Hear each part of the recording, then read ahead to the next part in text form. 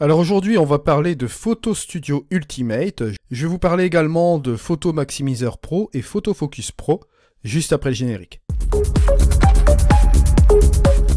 Bonjour à toutes et à tous, mon nom est Eddie Quinol. Si vous débarquez pour la première fois sur ma chaîne YouTube, je vous souhaite la bienvenue. Ici, on parle de post-production traditionnelle et créative et les sujets sur la photographie en règle générale, bien entendu. Et aujourd'hui, on va s'intéresser à Photo Studio Ultimate et je vais vous parler aussi également de Photo Maximiseur Pro et Photo Focus Pro qui sont vraiment des choses très utiles en photographie. Et avant de continuer, je vous incite à aller voir sur mon site internet sur Photo Studio 11 Pro. Je vous invite par ailleurs à aller voir la vidéo sur le dossier complet que j'ai fait sur ce logiciel. Je vous la mets en haut à droite, cette petite étiquette. Vous retrouverez les raccourcis pour Photo Maximiseur ici, Photo Focus, d'accord? Et je vous ai mis aussi également le Photo Studio Ultimate, d'accord? Vous avez toutes les offres bien sûr sur mon site internet des logiciels de post-production et bien sûr sur mon blog.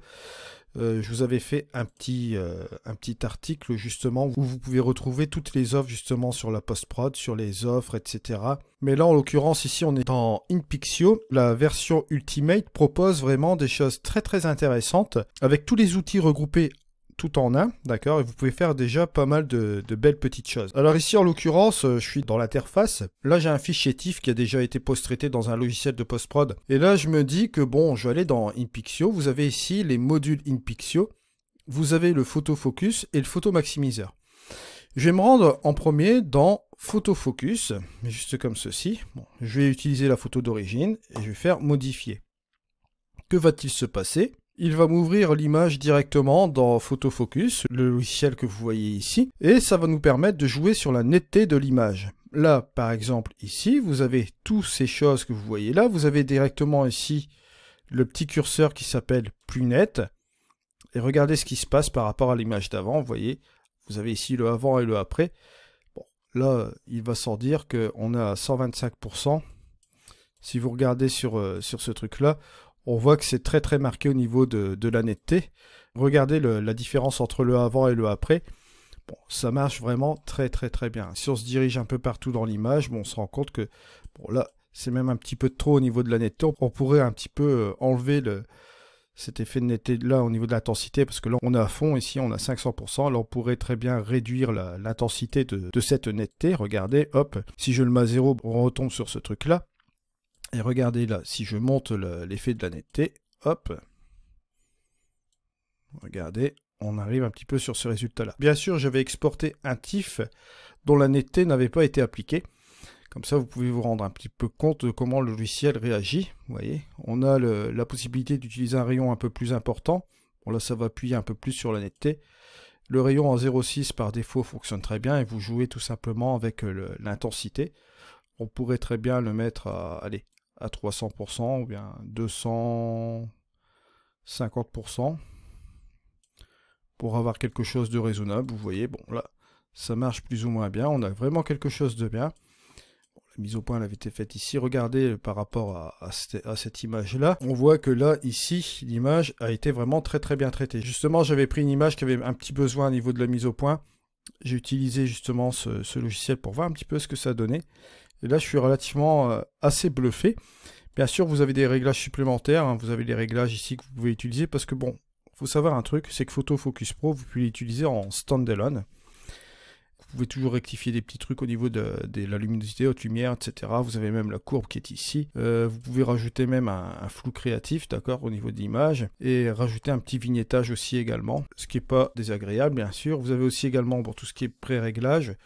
Vous pouvez faire des pré-réglages aussi vous-même, sans aucun souci. On peut revenir bien sûr sur cet état comme ceci, pour regarder ce qui se passe avec l'image. On peut l'agrandir à un certain niveau pour voir un peu comment cela marche. Regardez un petit peu le niveau de détail au niveau de l'image. Bon, c'est relativement intéressant, on voit très bien que par rapport au avant et au après, on a vraiment quelque chose de très bien. Bien sûr, maintenant, vous pouvez créer un pré-réglage à partir de celui-ci. Si vous avez quelque chose qui vous plaît là, vous faites un petit plus et vous mettez le pré-réglage. Par exemple, hop, et 10.01, hop, vous le mettez ici. Et vous vous retrouvez dans les pré-réglages. Vous avez le pré-réglage ici qui se situe là. D'accord, au niveau de ce que j'ai fait dans mes réglages. Et lorsque vous allez appliquer cela, bien sûr, sur une autre photo, ça va marcher aussi également. Vous cliquez simplement sur le pré-réglage et ça va s'appliquer automatiquement. Bien sûr, on a un onglet favori ici. Bon, si vous cliquez sur une étoile, par exemple, boum, regardez, hop, on se retrouve ici dans les favoris. Comme ça, si vous avez plusieurs pré-réglages utilisateurs, il vous suffit simplement de cliquer sur ceux que vous préférez le plus au niveau des pré-réglages et vous pouvez les mettre bien sûr dans les favoris. Alors voilà un petit peu, on en arrive. Une fois que vous avez fini cela, bien sûr, et c'est là que c'est relativement intéressant, vous cliquez sur enregistrer et revenir dans Photo Studio, hop, vous faites ça et ça va revenir dans le logiciel. Voilà. Il nous a régénéré forcément l'image juste comme ceci. On va aller sur notre image originale et là je vais vous montrer encore autre chose. On a ici la possibilité de faire un agrandissement et ça c'est pas des moindres non plus. On va aller dans photo maximiseur. Hop, on va aller directement là. On va prendre bien sûr la photo d'origine, hein. Donc c'était le TIFF original, non pas le TIFF traité avec la netteté. Parce que là, on va travailler sur un autre sujet. Voilà, nous, on est dans Photo Maximiseur Pro. Toujours dans la simplicité, et c'est simple et efficace, en fait. C'est ça que j'aime bien chez InPixio. On se prend pas la tête, on est dans le programme, on veut faire un truc, on rentre directement dans le programme et on fait. Voilà. Là, il va sans dire que vous avez un effet de recadrage. Si vous voulez recadrer, par exemple, votre photo, allez, moi, je vais dire que je voudrais la recadrer, bon, en 16/9, peut-être, ou bien, comme ceci, vous voyez, on pourrait très bien l'organiser comme cela, vous voyez. Pourrait très bien marcher. On va recadrer bien sûr cela. Je vais appuyer bien sûr sur ce truc-là. Regardez, on a un beau recadrage comme ceci. Et bon, quand on recadre, on perd forcément un peu de pixels. Alors là, il va s'en dire, bon, que vais-je faire? Je vais aller tout simplement dans Maximiser, qui est juste en dessous. Et là, vous voyez, vous avez un pourcentage ici. Vous avez une résolution que vous pouvez changer aussi également, hein. Il n'y a aucun souci là-dessus. Regardez, si je veux mettre une résolution en 300 ppi, pourquoi pas, je peux le faire aussi également. Si je veux, bien sûr, jouer sur la définition, regardez ce qui va se passer. Je vais booster la définition ici. Hop. Regardez le nombre de pixels, ici, final. On est en train de booster. Bon, là, c'est un fichier D610, il faut le savoir. Hein. Un fichier full frame qu'on a recadré, bien sûr. Mais là, regardez. Hop, hop, hop. Je pourrais très bien faire un fichier, comme vous le voyez là, de 10 000 x 7522 pixels. Et si vous regardez la qualité ici de l'image, c'est relativement incroyable. Au niveau de la netteté, c'est pareil aussi. Là, vous avez la possibilité de jouer sur l'intensité de la netteté. Là, c'est dans le cadre de l'agrandissement. Vous pouvez toujours monter l'intensité. Toujours pareil, on peut monter à 500% sur le souhait. Bon, là, ça va prendre un petit peu plus de temps parce qu'on a beaucoup de pixels face à l'agrandissement, hein, je vous rappelle, bien sûr. Mais là, on pourrait très bien le mettre, par exemple, à 200, un truc comme ça, pour voir un peu.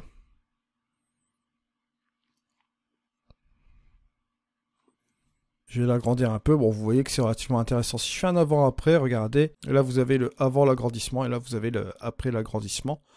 Vous voyez que là, il n'y a aucun souci là-dessus. On a recadré, puis on a remis les pixels. On l'a maximisé, vous voyez là, à 227%. Donc, vous avez du 10 000 x 7522. Bon, voilà quoi. On a vraiment une grosse image. Si je fais, hop, enregistrer. Voilà, et puis on a ici notre fameuse photo, hein, qu'on a faite ici. Si on regarde dans l'explorateur, on va faire un clic droit. Hop, avec le maximiseur. Ben voilà, quoi, c'est une image de 10 000 x 7523. Les deux logiciels que je vous ai montrés peuvent être utilisés en application seule. Bon, bien sûr, si vous avez Photo Studio, je vous conseille d'upgrader pour avoir le Ultimate et d'avoir ces deux logiciels-là qui vont vraiment être très pratiques. Mais vous avez également la possibilité aussi d'acheter ces deux logiciels-là à part, d'accord?